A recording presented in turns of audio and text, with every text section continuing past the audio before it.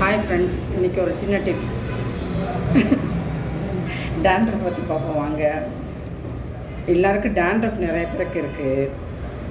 டேண்ட்ரஃப்னால உங்களுக்கு பிம்பிள்ஸ், ஆக்னி இந்த மாதிரி வரும் ஃபேஸில். அதனால் டேண்ட்ரஃப் முதல் க்ளீன் பண்ணிக்கோங்க.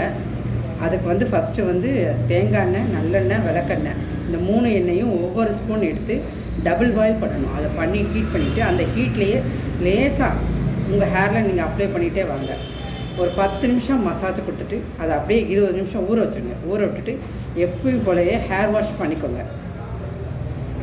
ஹேர் வாஷ் பண்ணி முடித்தோடனே அது நல்லா காஞ்சோடனே நல்லா ட்ரை ஆகிடும். ட்ரை ஆன பிறகு ஒரு சீப் எடுத்து லேசாக தலையை நீங்கள் அங்கங்கே அவங்க டேண்ட்ரஃப் எங்கே இருக்கோ அங்கே மட்டும் லேசாக அதை குதறி விட்டுக்கிட்டிங்கன்னா உங்களுக்கு டேண்ட்ரஃப் அது உதிர்ந்து விழுந்துடும்.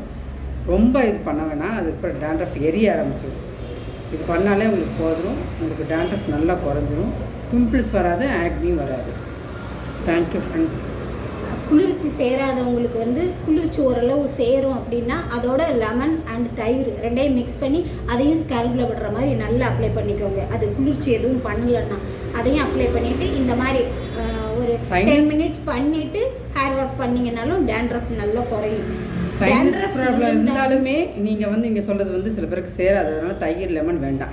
எங்களுக்கு சைனஸ் இருக்குது அப்படின்னா இது ரெண்டும் யூஸ் பண்ண வேணாம். அப்படி இல்லைன்னா இந்த 3 ஆயில் மட்டும் நீங்கள் யூஸ் பண்ணலாம். ஆயில் மசாஜ் மட்டும் போட்டோம். சைனஸு அதாவது குளிர்ச்சி சேரும்னா இதையும் சேர்த்து பண்ணுங்கள். அப்படி இல்லைன்னா ஆயில் மட்டும் பண்ணுங்கள்.